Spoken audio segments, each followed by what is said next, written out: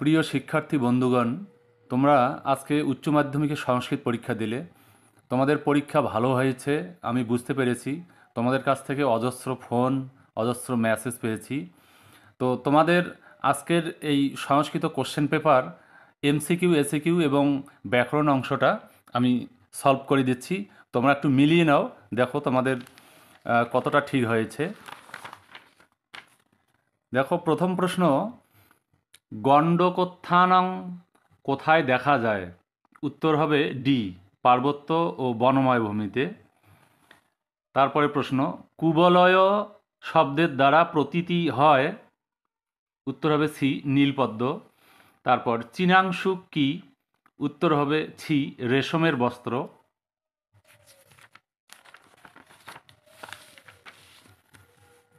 তারপর দেখো, মহার্ঘ শব্দটির অর্থ? উত্তর হবে বি, বহুমূল্য। তারপর কর্মযোগ শ্রীমদ্ ভগবদ্ গীতার কোন অধ্যায়ে আছে? উত্তর ডি, তৃতীয়। তারপরে প্রশ্ন, কৃষ্ণ কাকে উপদেশ দিয়েছেন? উত্তর হবে ডি, অর্জুনকে। তারপর দেখো, মুনিবর কন্যে, এখানে মুনিবরকে? এ, জন্নু। তারপর গঙ্গা স্তোত্রম এর রচয়িতাকে? উত্তর হবে ডি, শঙ্করাচার্য। তারপরে কুহু শব্দের অর্থ কি? উত্তর হবে সি, অমাবস্যা। তারপর কথয় বাসু, বাসুকে? উত্তর হবে কৌমুদী। তারপর শশাঙ্ক শব্দের প্রতিশব্দ কি? উত্তর হবে ডি, চন্দ্র। তারপর সাধয়াম শব্দের প্রতিশব্দ হলো? উত্তর হবে এ, গচ্ছাম। তারপরে দেখো সাহিত্য ইতিহাস, আর্যভট্ট কে ছিলেন? উত্তর হবে বি, জ্যোতির্বিদ। তারপরে বরাহমিহির রচিত গ্রন্থটির নাম? উত্তর হবে বি, বৃহৎ সংহিতা। তারপর মৃচ্ছকটিকম কে লিখেছিলেন? উত্তর হবে সি, শূদ্রক। তারপর পূর্ণবাক্যে উত্তর দাও, অর্থাৎ এসে কিউ। তোমরা দেখো গদ্য থেকে, কুলস্ত্রীদের সঙ্গে কার তুলনা করা হয়েছে? কুলস্ত্রীদের সঙ্গে সূর্যদূতির তুলনা করা হয়েছে। তারপরে আর্যাবর্ত কেমন রাজ্য ছিল? আর্যাবর্ত ছিল শোভন রাজ্য। বনগতা গুহে পাঠ্যাংশের উৎস গ্রন্থের নাম কি? বনগতা গুহে পাঠ্যাংশের উৎস গ্রন্থের নাম হলো চোরচত্বারিংশী কথা। বিপিনম শব্দের অর্থ কি? উত্তর হবে বন। শ্রীমদ্ভগবদ্ গীতার উৎস কি? শ্রীমদ্ভগবদ্ গীতার উৎস হলো মহাভারতের ভীষ্ম পর্ব। তারপরে শূন্যস্থান পূরণ করো। কর্মনৈব হি সংসিদ্ধিম আস্থিতা ড্যাশ, এখানে হবে জনকাদয়। তারপরে গঙ্গাকে নরক নিবারিণী বলা হয় কেন? এর উত্তর হলো, যিনি গঙ্গাকে স্মরণ করেন, গঙ্গা তার সমস্ত পাপ নিবারণ করেন বলে গঙ্গাকে নরক নিবারিণী বলা হয়। তারপরে প্রশ্ন, খণ্ডিত গিরিবর, গিরিবরকে? উত্তর, গিরিবর হবে হিমালয়। তারপরে রাজার বিবাহের আর কতদিন দেরি? রাজার বিবাহের আর 4 দিন দেরি। তারপর বৈবস্বত নগরম শব্দের অর্থ কি? বৈবস্বত নগরম শব্দের অর্থ হলো জমপুরী। তারপরে প্রশ্ন, কনকলেখাকে? কনকলেখা হলেন রাজা ইন্দ্রবর্মার ভাবী স্ত্রী বা প্রেমিকা। তারপর তদর্থং জীবিতমপি তজয়ম, উক্তিটির বক্তাকে? উক্তিটির বক্তা হলেন কৌমুদী। তারপর সাহিত্য ইতিহাস, কালিদাস রচিত যে কোনো একটি কাব্যের নাম লেখো। কালিদাস রচিত যে কোনো একটি কাব্যের নাম? রঘুবংশম। ভারতীয় শল্যচিকিৎসা বিষয়ক একটি গ্রন্থের নাম লেখো। উত্তর হবে সুশ্রুত সংহিতা। বিশাখ দত্ত রচিত একটি নাটকের নাম লেখো।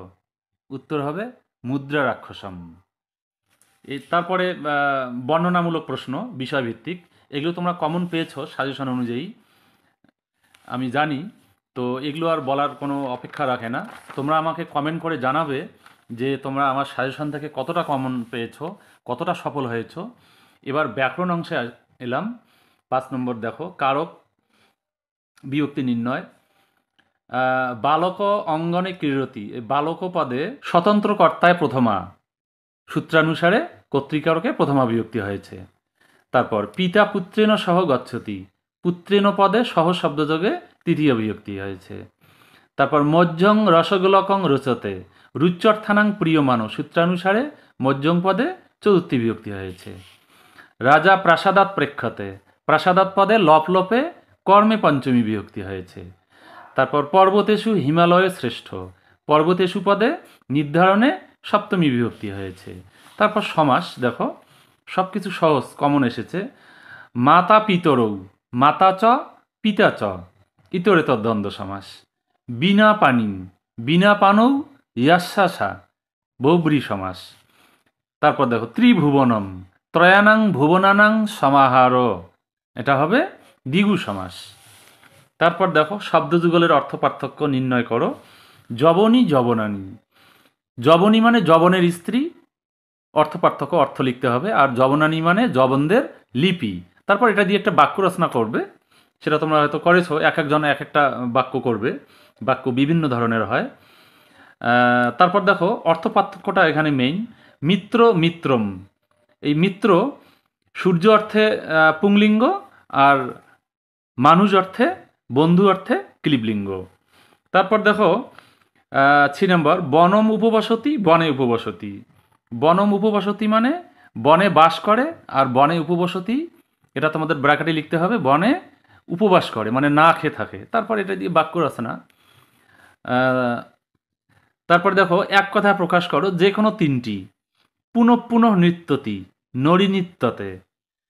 তারপর 2 নম্বর দেখো জনানাং সমূহ, জনতা। পানিনিনা প্রক্তম, পানিনিয়ম। তারপর 2 নম্বর দেখো জ্ঞাতুম ইচ্ছতি, জিজ্ঞাসাতে। তারপর দেখো গো পশ্চাৎ, অনুগবম। এরপর দেখো প্রকৃতি প্রত্যয় নির্ণয় অর্থাৎ পরিনিষ্ঠিত রূপ। নীল যোগ ইমনিস, নীলিমন। কারক যোগ টাপ, কারিকা। কুন্তি যোগ ঢক, কৌন্তেয়। গুরু যোগ তমপ, গুরুতম। শ্রুধাতু যোগ শন, লট তে, শুশ্রূষাতে। সবই কমন পেয়েছ, এখানে শেষ। তারপরে দেখো আর্য ভাষা, ভারতীয় আর্য ভাষার স্তর, এটা দেওয়া হয়েছে সাজেশনে, তোমরা কমন পেয়েছ। তারপর অনুবাদ কমন পেয়েছ। এখানে আমি দেখতে পাচ্ছি নিবন্ধ রচনা, এখান থেকে 3টে আছে, এখান থেকে আমার সাজেশন থেকে তোমরা 2টা পেয়েছো। পরিবেশ দূষণম, তৎপ্রতিকারশ্চ, আর মম আদর্শ পুরুষ।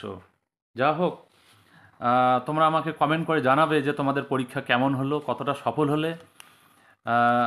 আজকে এখানেই শেষ করছি। তোমরা ভালো থাকো, সুস্থ থাকো এবং পরের পরীক্ষাগুলি খুব ভালোভাবে দাও।